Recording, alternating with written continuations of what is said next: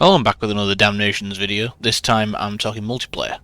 We're just going to go through army composition things because it's something that I've been asked about quite a lot. So I'll just crack on. So we'll start with, there's two game modes that we play a lot of.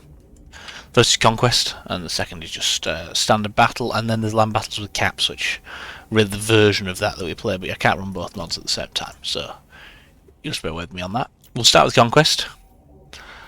First thing really is obviously picking your faction.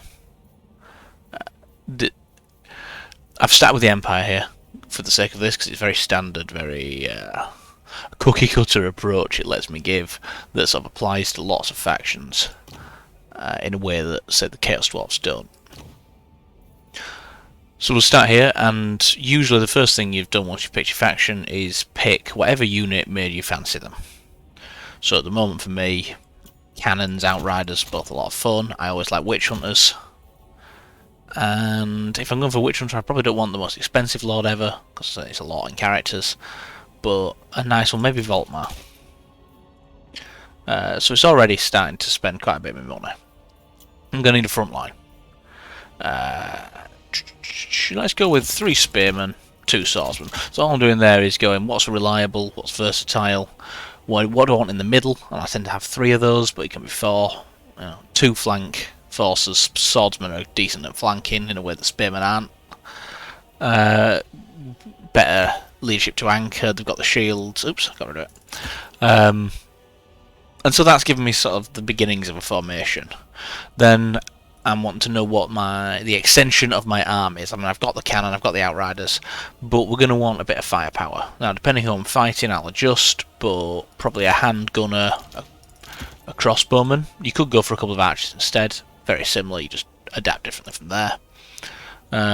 So I know that they're going to be at the back, or well, at the front and then fall back. So I'm picturing the formation in my head. 3 spearmen at the front, 2 swordsmen on the flanks, a crossbowman and hand gunner eventually behind, plugging any gaps, responding to any moves that I force my enemy to make, and shooting across at them. I'm going to need more cavalry now. Bulk out the outriders. So let's have a couple of pistoliers, an Empire Knight, and a Reichsguard. So that gives us 1600 gold to play with, and we haven't got enough infantry at all here. We've only got 5. So probably start looking at what you want in your reserves. So a great sword's probably not a bad idea, and a halberdier. Then we've got 255 gold left here.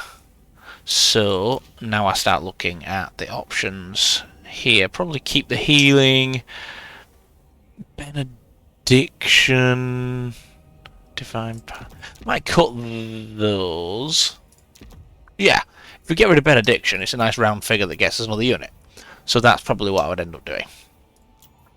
And that gives us 350 gold, and we want more reserves, and Free Company Militia make a great reserve, because they've got nice high damage, okay melee, they can respond to anything that's going on. So that's how I'm sort of picking the units here, and a lot of it is just arbitrary. But you go in, what's my front line, what's my flanks, what's my reserves, what's my long arm of ranged, and how am I going to respond to things that go wrong. And most importantly, what units am I going to have the most fun with? Okay, so in Conquest you then got to think about what's in your second army, what's your reinforcements. In this case, my suspicion, looking at this army, what's its weaknesses, armor-piercing melee. So if they've brought a lot of heavy stuff, I'm going to want to be able to plug that gap. So I'm probably go for the Nordland Mariners, because they're particularly good at that. Ulrican Templar, and then I'm thinking what units are armor-piercing that I can get in there. Flagellant's probably a very good choice. My cavalry is okay, but fairly lacking, so let's bring a couple of Empire Knights as options.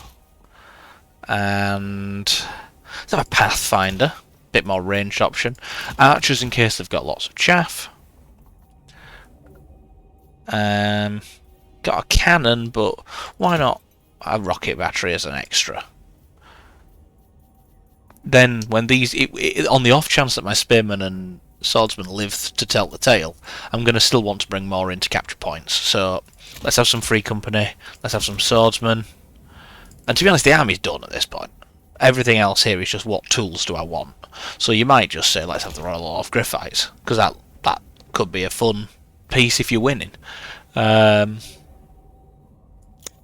You could cut the Hellstorm and decide to bring in some more great swords, but really at this point you've got an army, and anything you do at this point is going to work. So then you're looking at the map, and I'm going to look at how the map would adjust this. So if we were playing on Foot of the Annuli, there is, now it's loaded, a ring of trees around this side point, and there are trees a little bit and hills on the other side point. So all I would do there really is probably adjust. So instead of Pistoliers, I want some Hussars because they have Strider, and that just lets me contest the trees a bit. And probably something like Free Company to fight in the trees. It's got solid numbers. You don't really need the stats to bring down cavalry in the trees. It's harder to get shot because the trees can block the shot, so I can get away with low armour, I can get away with lower stats. They can be a bit more specialised, so that lets me do something. And the other thing I would be tempted to do is bring the Longshanks, because they have lovely tree bonuses. So cut the Royal Order of Griffites, bring the Longshanks, and just look at 450 gold. Let's have a Nordlander because they're fun. And then you've adapted the army somewhat for the map. So if you lean too heavily into, oh, there's trees, let's bring all this Strider, you end up committing to a tree fight. And if they've done a similar policy, neither of you can see. What you want to be able to do is decide to engage there, not be forced into it. So when you're designing your army, my advice is to have a plan, but know that a plan never survives first contact with the enemy. Your plan is going to have to be adaptable, but you want an image of how your army looks, and then you want to be able to say, oh, I was wrong, I didn't see this coming. Try generally to avoid armies that are built for a certain thing. So let's say we're against the Chaos Dwarfs here, and we know that trains are going to be a problem. So you could say Demigryphs are good against trains, you could say Knights of the White Wolf are good against trains, you could say War Wagons are good, and Outriders. But if you build all that to deal with one, maybe two units, and they don't bring them, you spent half your starting army fighting something that just isn't there. And you've overcommitted. Whereas if you say, alright, they might have a train, so instead of bringing me Reichsguard, I'll bring Knights of the White Wolf, and me War Wagons instead of a handgun, then you've only really spent a little bit more in order to adapt to a potential. So that's really the next thing about building an army, is who am I fighting against? So we'll do it from the other perspective. We'll switch to the Chaos Dwarfs in this example, and you're looking at what your enemy can bring. So if we're still building for the Empire, concerns are definitely going to be how you clear out all the Orc Labourers and Goblin Labourer health. You're going to want armour piercing, especially range to deal with the low numbers elite models. And you're going to want a way of contesting their solid cavalry. They've got good air, so you're unlikely to bring Gelt on a Pegasus, something like that, when you can't support. They've got good artillery, so you can't have as tight a formation with the Dreadquake Mortar and the Deathstreaker. So you're going to have to spread out slightly, so you're not going to be anything, or you're not going to bring an Empire Captain, Reichsguard Foot, Imperial Foot, and then stack auras and things like that, because they're just going to blow you up. So you're thinking archers, probably, rather than crossbowmen. You're thinking guns, in order to get through the shields of the Wolf Riders and things like that. You've also got block chance on the Kadai, so guns are looking good. So you're thinking a bit heavier guns, but you also want archers, so maybe pistols. And this is the sort of thinking you do. So you go back to the Empire with these things in mind, and you say, right, let's fight the Chaos Dwarfs. And we said, bring some guns, we want to break the morale, so probably a Shadows caster, because they've got poor morale, so you just take a lot of Shadows on, maybe get rid of Blast, probably not going to need Melkor. Oh, no, Melkor's looking for a train. Penumbral's unlikely, Pit of Shade's important. for this. Occam's Mind Razor, the armor piercing can be quite nice. Lets you use some cheaper troops to do the similar thing. And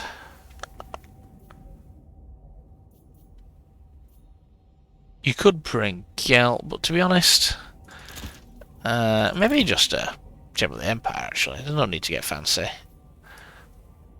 Their flyers are a risk, otherwise you'd be bringing Carl and saying, I'll deathclaw it and kill their lord, because that's important. But there's no need. Then you can say, let's have a few archers, and you've invested quite heavily into ranged here, so let's cut a handgunner and bring a couple of free company. So then you've got the means to clear out the orcs, you've got the means to clear out some of the slightly heavier force than you would normally do, and we'll probably lean into some macemen, and you don't really need that much skill to fight the goblins and things like that, so we'll bring the numbers. We'll then say some halberdiers. Artillery is very nice against them. Probably, depending on the map, you either decide, if you're playing on, say, Aquitaine, where you've got a decent sized hill in the middle, you probably bring a mortar. If you're playing on the Altar, where you've got a nice line of sight, you'll bring Hellstop. But let's just bring a mortar for the sake of argument, to clear out waves, and you're starting to get an army put together. You've got quite a lot of money for these last few units as well. So your next problem is going to be bull centaurs, Kadai, things like that. So we want something that can fight them. So let's go for a demigryph. And let's go for the more versatile demigryph rather than the shock, I think. And then we want to be able to clear out goblins as well. So probably nice to the black bear. You want their nice liquid fortification ability. But to be honest, you can bring any cavalry, but you want in some cavalry to chunk these down, and then some pistoliers to deal with bull centaurs and threaten the wolves without getting into melee with them. Stop them being able to flank you, because if they try and flank you, you shoot them with the pistols. You've got a few more options than you normally would, so something like that. Then we say, what if they brought more Chaos Dwarves than planned? You then say, let's have some more wave clear. You could even decide that they were catching that they might catch your mortar, so you could swap your mortar for that, or you could bring in this army a mortar war wagon and say, if my mortar dies, instead of bringing it back and making the same mistake again, you've got the option of mobility, a couple of hussars to screen, maybe a bit of an anchor actually in the Eldred's Guard, some shield of spearmen, a couple of maces, a few swords for clear. Let's bring a couple of those guns we cut originally, some outriders, and lean a bit into cavalry just because I like cavalry and I fancy some. Which, to be honest, once you've done 24 units or so between your two armies, you've got the shape of your army, and you can just go, what do I want? You reach a point where your army is good enough, and I love the phrase, the best enemy of a perfect plan.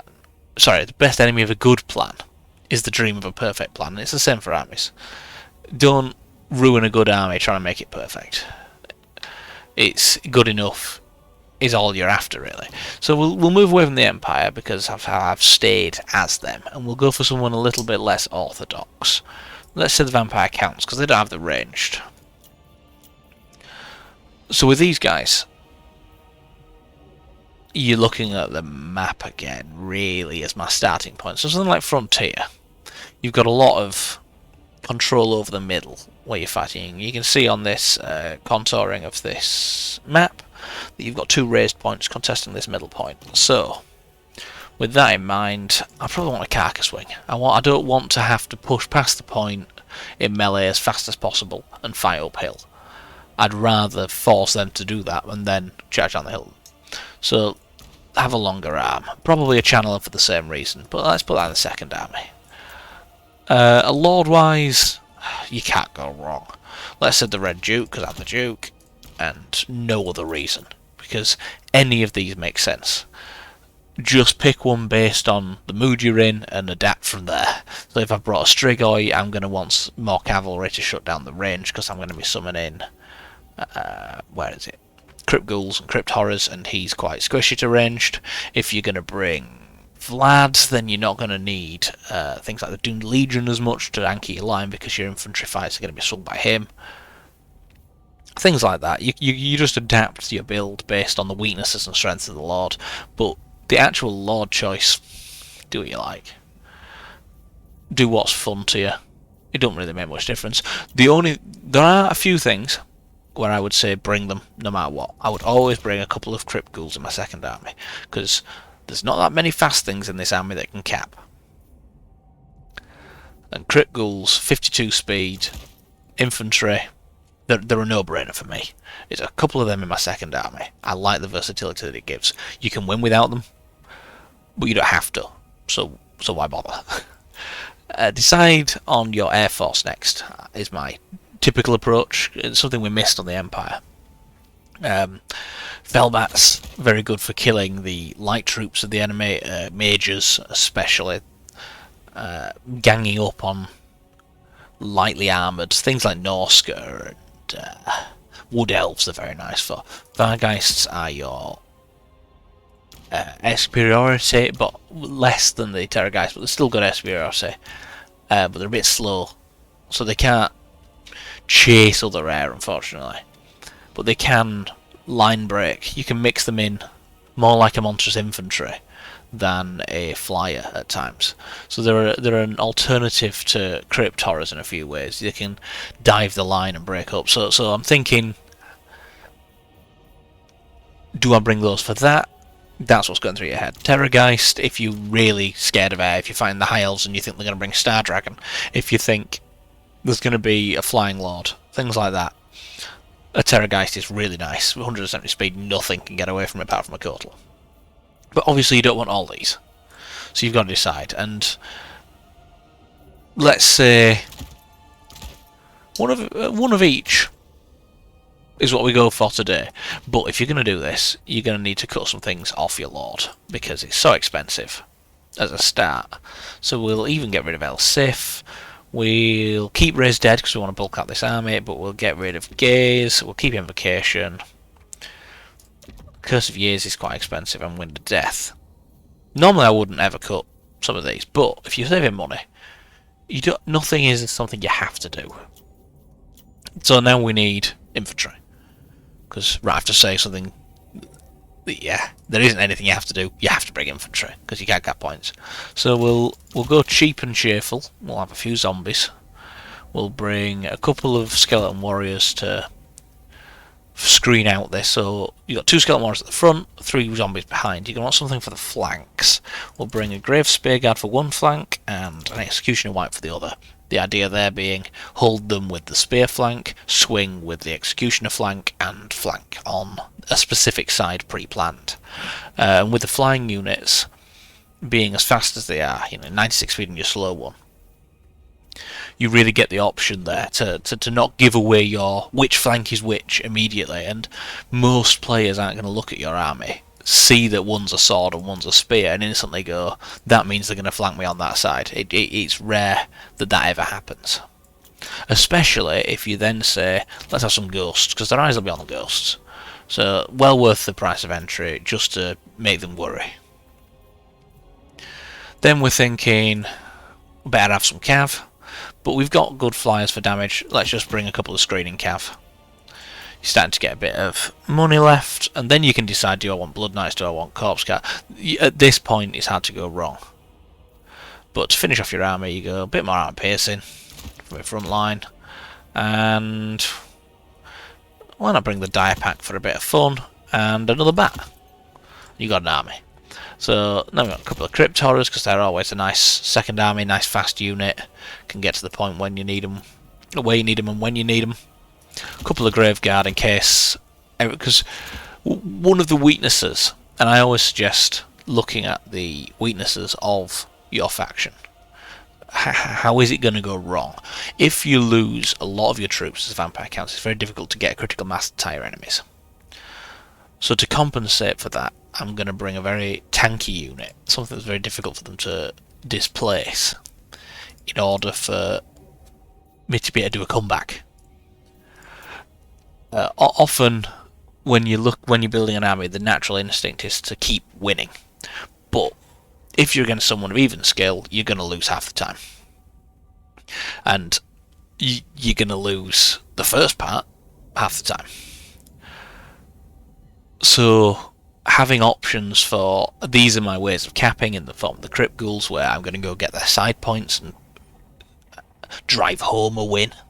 You also want options for if I'm losing, and for me, if I'm losing, Graveguard. You also want some interceptors to stop them getting to the point in emergency.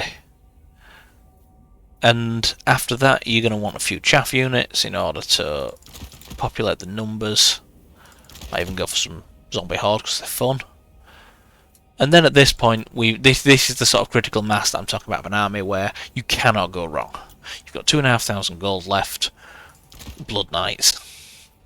What else might be useful? Stearnsman, Black Coach. I believe I can afford a Black Coach and a Corpse Cart. Yeah, something like that. But you can adapt this. If you're playing against the demons, you're going to bring more Cryptorus. If you're fighting again, and it'll do.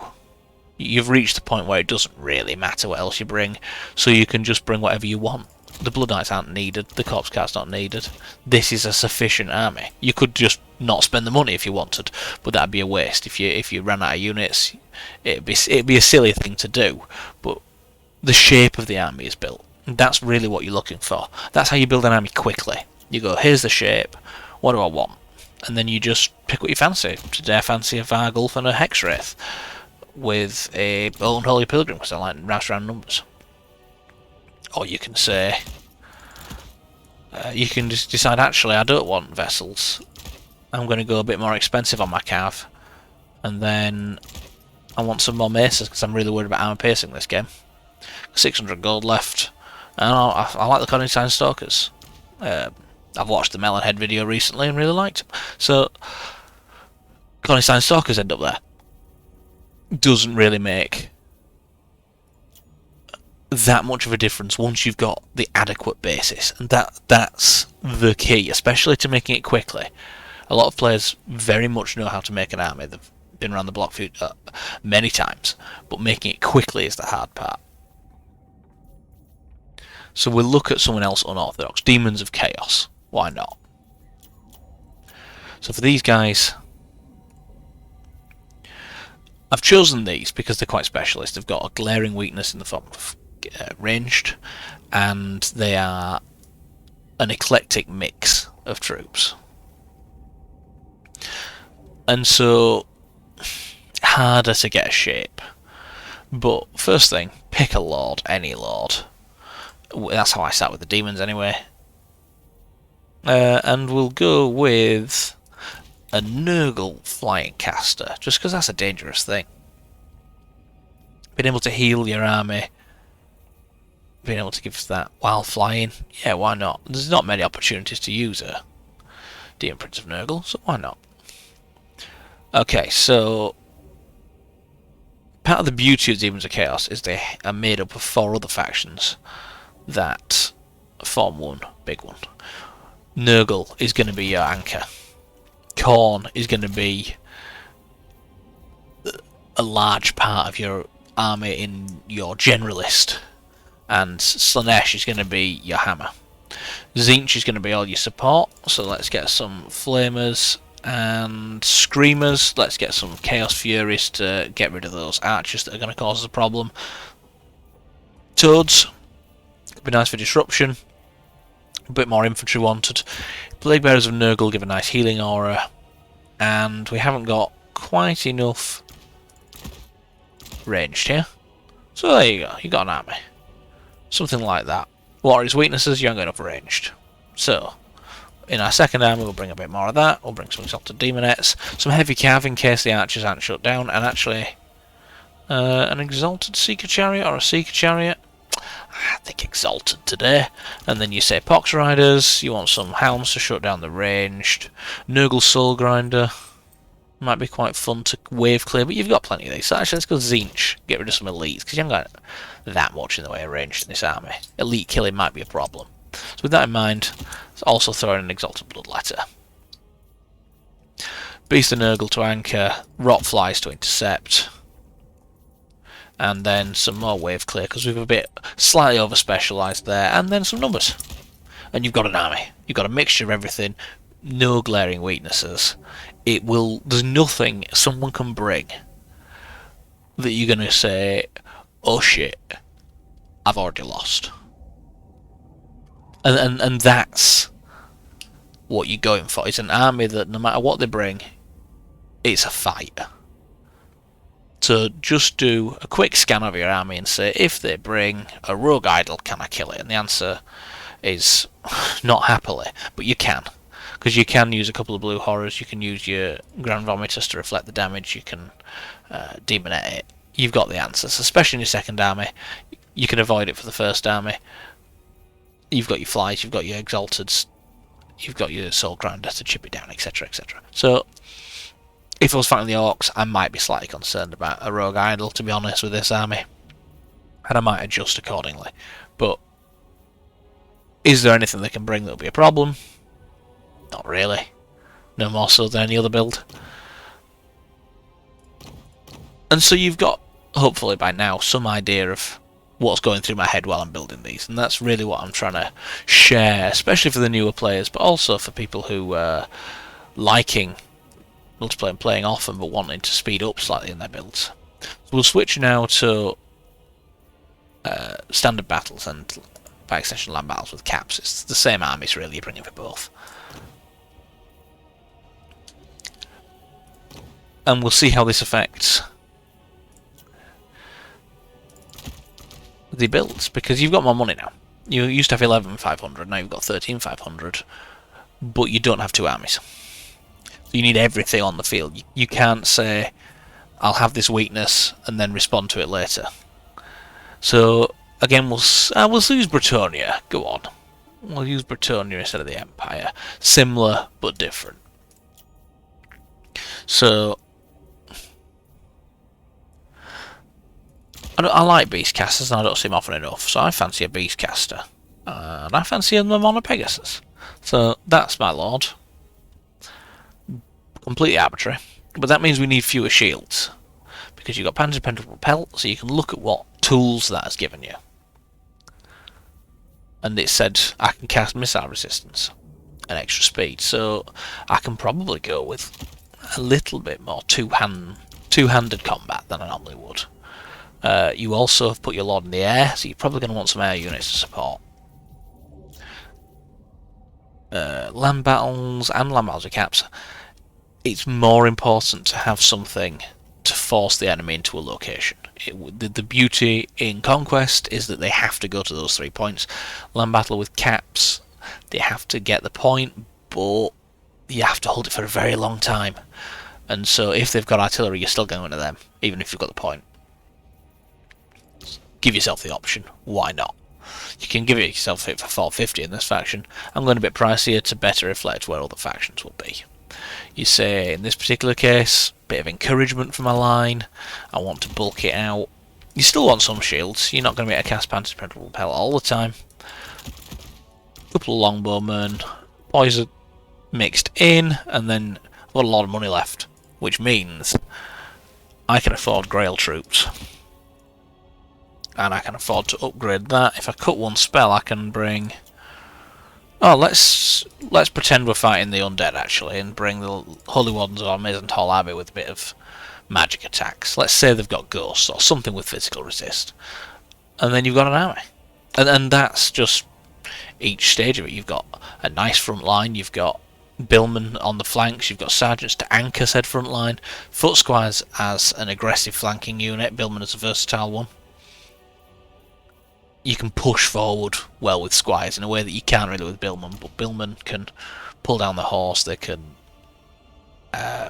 get through the armour. You know, they're quite a nice unit. And there's nothing really that army can't do. It's not got great screening, but it's got Pegasus Knights, so it can screen. If you wanted to say, I'm concerned and I think I need to screen more, that's fine, you just adapt accordingly. Something like that. Oh, with land battles, obviously, spend all your money. If you're against monsters, them. If you're against normal, that. And you've got something. something there, and you say, actually, I'm worried about artillery, I don't want 2 of those. You can say, maybe not quest in Knights for the same role, but you know, a couple of knights of the realm. Spend all your money, and you've got an army there. You can do it quite quickly, and I'm going to speed up now. So, Boris Ursus, a couple of Ardèche Cossars for the flanks, a couple of armoured spearmen for the centre, gun extrality to flank, Cossars provides fire, then we're going to go for a Drazina because we want to bring him on a bear. No, we'll bring on a warhorse. And then a couple of winged lancers to clear things out, a bear rider because it's Kislev, so bears. Streltsy, let's have the... I've got a very defensive, not very aggressive, so I'm going to go with the Swords of the Tsar, a Kossar Great Maester because I'm slightly concerned about armor piercing, and then you can either bulk it out or you can say, let's have some cats. If you're going to fight monsters, you can decide you want more front line, you can bring more guns, you can bring a Patriarch even. You can say, I want to be able to heal. And there's an army. Ogre Kingdoms. You're saying, I want Grease's Goldtooth because it's the most fun. Although I do like Scrag. You want an anchor, a couple of versatile capture things, though don't really matter in this game, to be fair. But, you know, you still want... You want to be able to deal with cannon and things like that. So we'll bring a couple of Noblar Riders, some Gorgers for mobility. Let's have an artillery again. A couple of archers. Stop any flyers causing problems. Iron Guts to guard Greasus.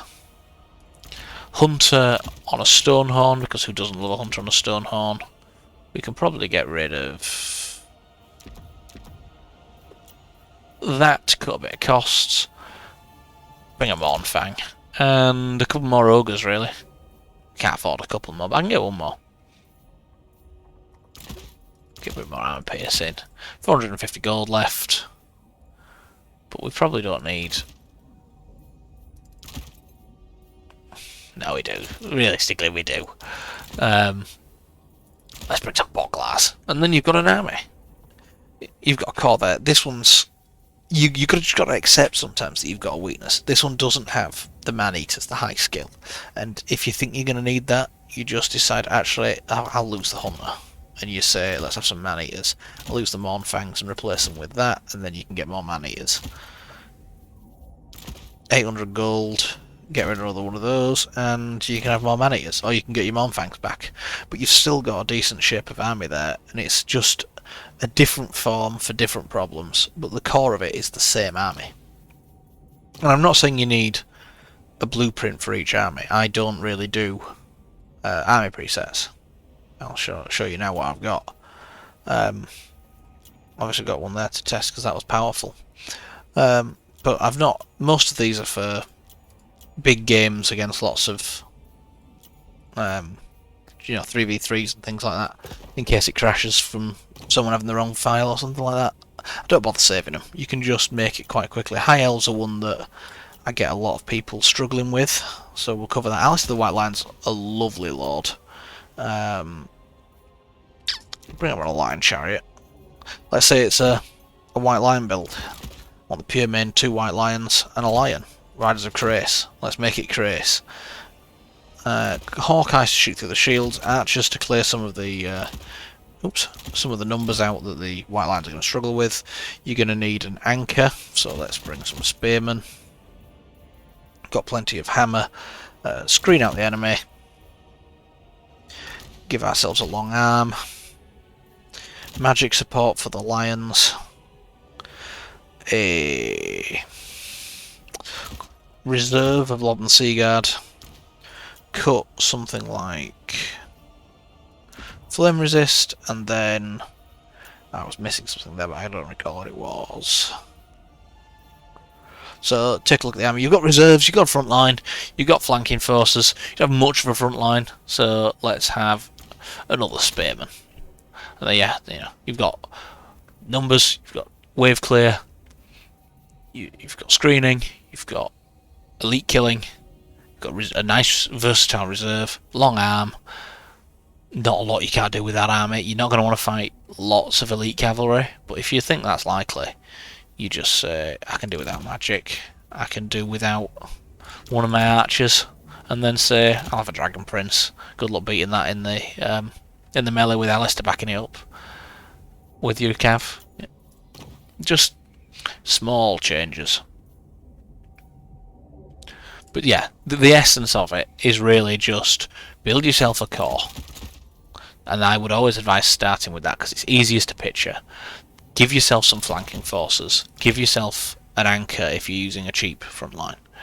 Give yourself a long arm in whatever form that is. Let it find a unit that lets you dictate engagements. And that doesn't have to be ranged. It can be something like the Green Guardian. It can be something that when it's among their lines, you're causing problems. It can be something like a Dreadsaurian. Something that lets you say, you have to deal with this, the onus is on you. Which means wherever I put it dictates what you do. And that's the long arm. It doesn't have to be artillery. In the case of Nosk, you don't have artillery. But you do have giants, you do have mammoths. You do have Fimir that have debuffs around them. So that they're going to have to deal with the Fimir. You've got chariots. They're great for that.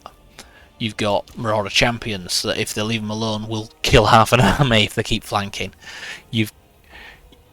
Those are the sort of options that you're looking at. Throg is a great example. So of something they have to go deal with. Doesn't have to be artillery.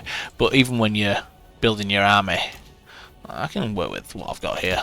Some spearmen, and then you want an anchor, you want some supporting reserves. Wheelers are amazing at that. You want some killing power, some screening forces and various cavalry, skinwolves to support, 2,000 gold left, a couple of archers to guess the flying, a Fimir to give aura, and then cut 5 gold from Throg. Winter the Crown, why not? No, 550 gold left. So we get another cav if you want, but to be honest, I think let's have another reserve. And there's an army. It doesn't take long at all. Not if you follow that format where you say, who do I fancy as my lord? I like Thorgrim. I'm in the mood for Thorgrim. Or I want Grombrindle. It doesn't really matter. You can make anything work. I want an anchor. I want the mining guild on the flanks, slayers in reserve, ranger axemen in reserve. I want a long arm. Organ guns just got the canister, so I'm very much in the mood for those. I want some reserves. I'd like a little bit more frontline than I've got, so let's back it up with a Longbeard. A hammerer to defend Thorgrim's always nice because he's a nice thing that people like to come and kill, so giving him a bodyguard, very nice. Ironbreakers let me go extend and flank more easily. Have a shield breaker, some guns, a couple of quarrelers, and to be honest, I think some dwarf axe warriors, despite the prices. And you can then either cut something or give. You could say, I don't realistically need that. I don't intend for him to get that low, that sort of thing, and then you can upgrade a unit into Longbeards, something like that. Or you can go the other way. You can just say, I want everything there, and then I really want my warriors to hold a bit longer. So let's give them an extra 2 morale and 3 melee attack each. And melee defense. Well, why not give them a little bit extra at the end? I'll never do that if I've got 200 gold, but anything less than that, yeah, just stick it on chevrons. And I think I'll probably leave the video around here as I build this army in the background, just giving a sense of what it looks like without talking through it all. Hopefully you're somewhat better informed than when we started, and that it'll help build an army in the future. Something like that, I think, is beautiful for the Dark Elves, and it's just the same principle. Front line, flank, reserve, killing power, arm piercing, morale, screening, long arm. Just make sure you've got a tool for everything and you're fine. It doesn't have to be the best tool for everything, it just needs to work. So I'll leave you there, and I'll see you in the next video.